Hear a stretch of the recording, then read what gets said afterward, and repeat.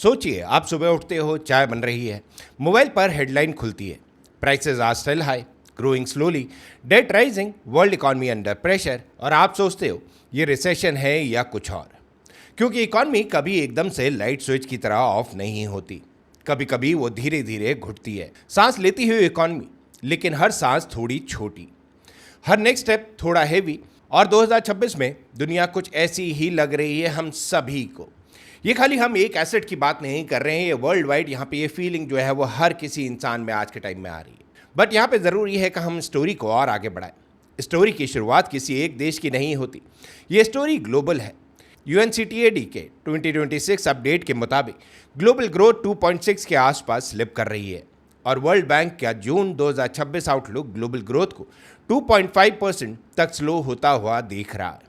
IMF का अप्रैल 2026 outlook भी कह रहा है कि वर्ल्ड ग्रोथ 3.1% के आसपास ही रह सकती है, जबकि इन्फ्लेशन शॉर्ट टर्म में फिर से थोड़ी ऊपर जा सकती है। मतलब नंबर्स अलग है पर डायरेक्शन एक ही है, स्पीड कम हो रही है। एंड इन्फ्लेशन जहाँ पे राइज करता है वहाँ पे डेफिनेटली लोग ये सोच रहे हैं क्या रिसेशन अब आने वाला है। और यहीं पे गेम चेंज होता है, क्योंकि इकॉनमी का स्लो डाउन सिर्फ GDP का नंबर नहीं होता, यह आपकी सैलरी हाइक से लेके ग्लोसरी बिल तक होता है, ये लोन की EMI से लेके जॉब हायरिंग तक होता है, ये स्टॉक मार्केट से लेके किराना स्टोर के ओनरशिप की प्लानिंग तक होता है। जब ग्रोथ स्लो होती है तो सबसे पहले लोग एक चीज़ करते हैं, वेट एंड वॉच। और जब दुनिया वेट एंड वॉच मोड में चली जाती है तब इन्वेस्टमेंट रुकती है, हायरिंग जो है वो स्लो होने लगती है, और डिमांड भी यहाँ पे वीक हो जाती है। ये हम सब लोगों ने प्रीवियसली भी देखा है, पास्ट में ये सारी चीज़ें हो चुकी है। वर्ल्ड बैंक और UNCTAD दोनों इसी प्रेशर को हाईलाइट कर रहे हैं आज के टाइम में, जहाँ पे वर्ल्ड बैंक और UNCTAD बार बार ये बोल रहे हैं कि मार्केट में इन्वेस्टमेंट्स नहीं है, वो एक्चुअली में मार्केट में इन्वेस्टमेंट्स नहीं है। बट यहाँ पे हम लोग बात करेंगे प्राइस टैग को, जो कभी यहाँ पे कम हुआ ही नहीं। एक छोटा सा सीन यहाँ पे इमेजिन करो, एक फैमिली जो है वो सुपर मार्केट में है। पहले जो बास्केट यहाँ पे 2000 का आता था वो अब 2400 का आने लगा है। वो ना लग्जरीज ले रहे हैं, ना वेकेशन प्लान कर रहे हैं, सिर्फ बेसिक्स यहाँ पे वो लोग बात कर रहे हैं। फिर भी वॉलेट हैवी फील कर रहा है। ये इन्फ्लेशन का असली फेस है, सिर्फ नंबर्स का गेम नहीं है, ये डेली लाइफ का स्ट्रेस है। UNCTAD ने 2026 में कहा कि इन्फ्लेशन ईज ज़रूर कर रही है, लेकिन कॉस्ट ऑफ लिविंग स्क्वीज अभी भी परसिस्ट करती है। फूड हो गया, एनर्जी हो गया या हाउसिंग जैसे कॉस्ट, वो लो इनकम हाउस होल्ड्स पर सबसे ज़्यादा प्रेशर डाल रहे हैं। यहाँ पे ये बोला है UN ट्रेड एंड डेवलपमेंट ने। और सबसे डेंजरस चीज़ इन सब में क्या है, इन्फ्लेशन तब और ख़तरनाक होती है जब वो हेडलाइन से ज़्यादा रियल लाइफ में यहाँ पे महसूस होने लगे। क्योंकि पेपर पर रेट कम हो सकता है, लेकिन जब आप मार्केट जाते हो और सब कुछ महंगा लगता है तो आपके लिए इकॉनमी इंप्रूव नहीं हुई, आपके लिए बस महंगाई की स्पीड थोड़ी स्लो हुई है। WEF के चीफ इकोनॉमिस्ट के मई 2026 सर्वे में 94% रिस्पोंडेंट ने एग्री या स्ट्रांगली एग्री किया है कि नेक्स्ट 12 मंथ में ग्लोबल इन्फ्लेशन राइज कर सकती है, जो अभी है उससे ज़्यादा यहाँ पे इंक्रीज हो सकती है, मेनली एनर्जी और फूड प्राइसेस की वजह से।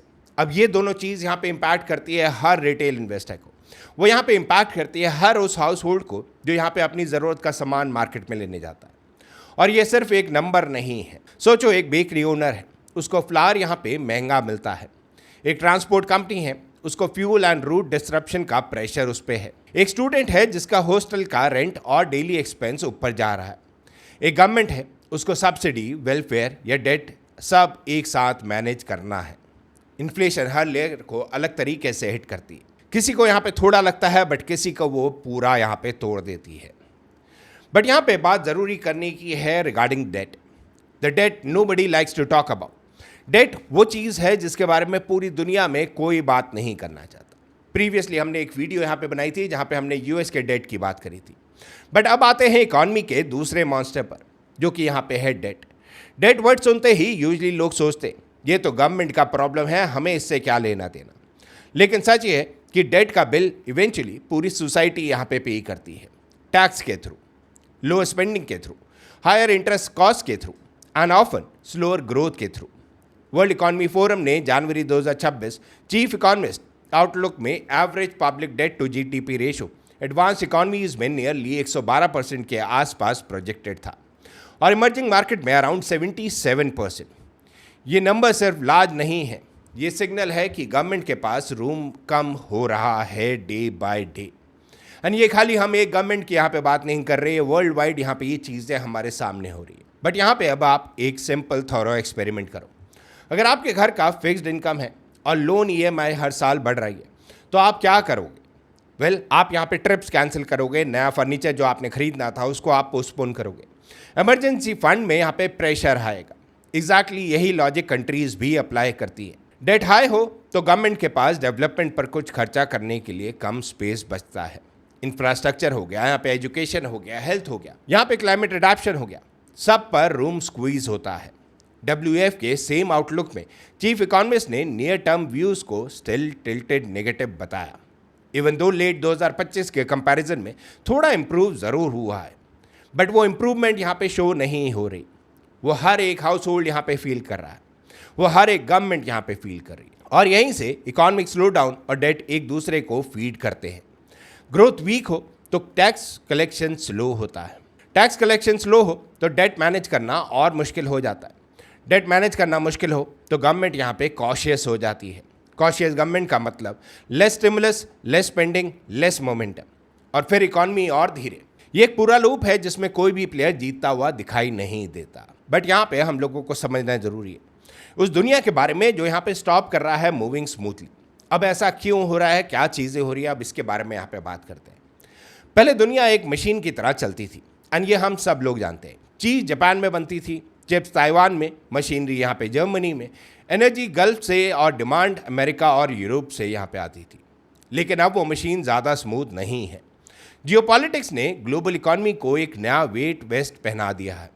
ट्रेड बैरियर्स यहाँ पे लगे हैं, एनर्जी शॉक्स यहाँ पे देखने को मिल रहा है, शिपिंग डिसरप्शन यहाँ पे देखने को मिल रही है, उसी के साथ रीजनल कॉन्फ्लिक्ट्स यहाँ पे हमें देखने को मिल रहे हैं। ये सब मिलकर ग्रोथ को ड्रैग कर रहे हैं।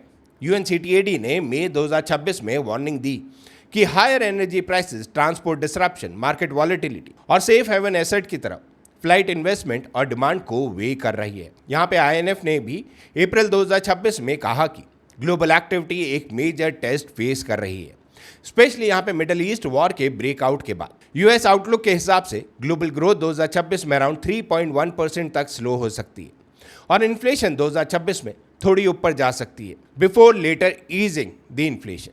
अब इसका मतलब क्या है? ये सारे नंबर जो हमने आपको बताया, इसका मतलब क्या है? मतलब ऑयल सिर्फ ऑयल नहीं रहा, शिपिंग सिर्फ शिपिंग नहीं रही, एक कॉन्फ्लिक्ट सिर्फ कॉन्फ्लिक्ट नहीं रहा, हर जियोपॉलिटिकल शॉक अब एक इकोनॉमिक शॉक भी है।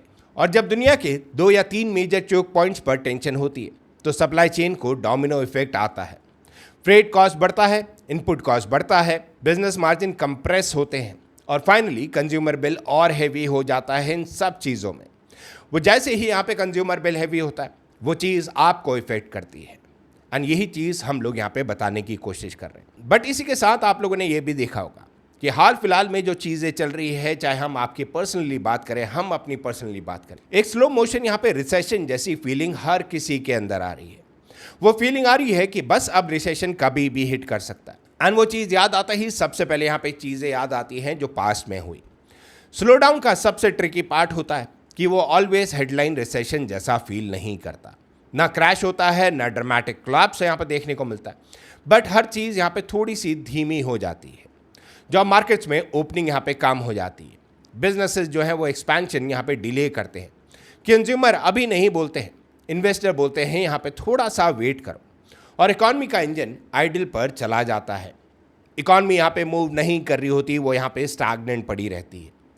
वर्ल्ड बैंक की जून 2026 रिपोर्ट ने ग्लोबल ग्रोथ को 2.5% तक वीकन होता हुआ दिखाया, और उसने वार्निंग दी कि 2020 बहुत सारे डेवलपिंग इकॉनमीज के लिए लॉस्ट डिकेड यहाँ पे बन सकता है। UNCTAD भी सिमिलर टोन में बोल रहा है कि global growth pre pandemic averages से भी नीचे है, और बाकी 2026 में भी प्रेशर में रह सकती है, एंड ये चीज़ हर कोई जानता है आज के टाइम में, and probably that is one of the reason लोग इस चीज़ की यहाँ पे प्लानिंग करके बैठे। That is one of the reason लोग आज के टाइम में जितना कट हो सके उतना कट कर रहे हैं, और डेवलपिंग इकॉनमीज़ के लिए ये और ज़्यादा पेनफुल हो जाता है, क्योंकि इन कंट्रीज़ में ग्रोथ के साथ साथ जॉब क्रिएट करना, करेंसी को स्टेबल रखना, इंपोर्ट्स पे करना और डेट यहाँ पे सर्विस मैनेज करना, सब एक साथ चलाना पड़ता है। अगर ग्लोबल डिमांड वीक हो तो एक्सपोर्ट यहाँ पे हर्ट होते हैं, अगर डॉलर स्ट्रांग हो तो यहाँ पे बोरिंग जो है वो कॉस्टली पड़ने लगती है।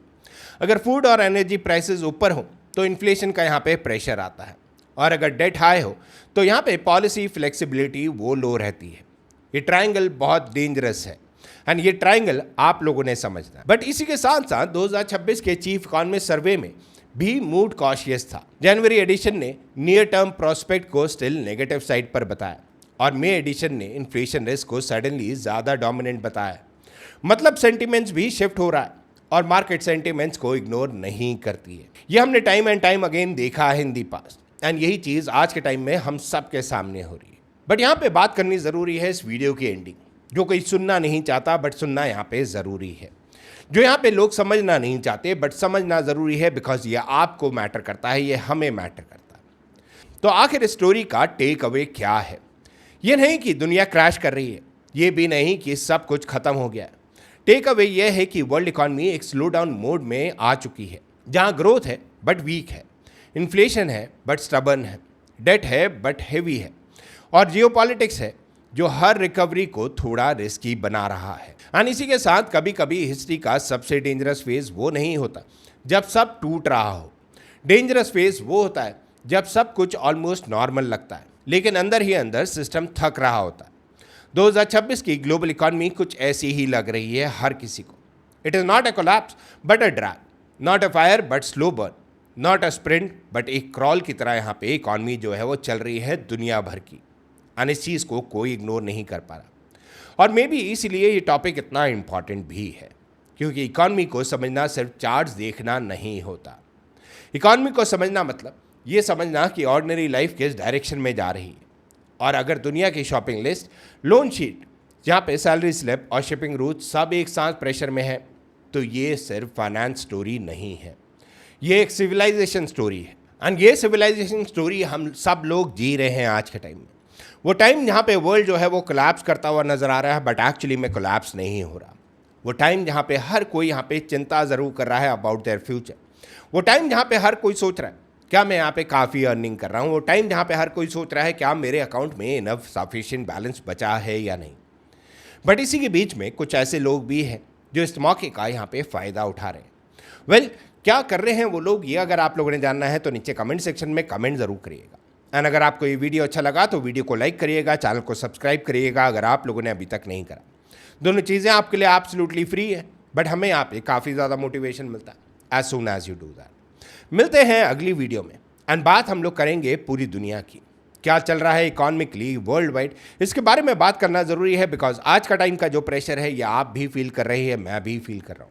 बट इसी के साथ काफ़ी कंट्रीज़ वर्ल्ड वाइड इस चीज़ को फील कर रही है। जो भी आपके थॉट्स है नीचे कमेंट सेक्शन में कमेंट ज़रूर करिएगा। विद दैट सेड गाइस, आज का वीडियो करते हैं पे एंड। आई होप आपको वीडियो अच्छा लगा हो। वीडियो अच्छा लगा हो तो वीडियो को लाइक कर देना, शेयर कर लेना, सब्सक्राइब कर लेना। Thank you so much for watching our channel. Stay healthy, stay wired.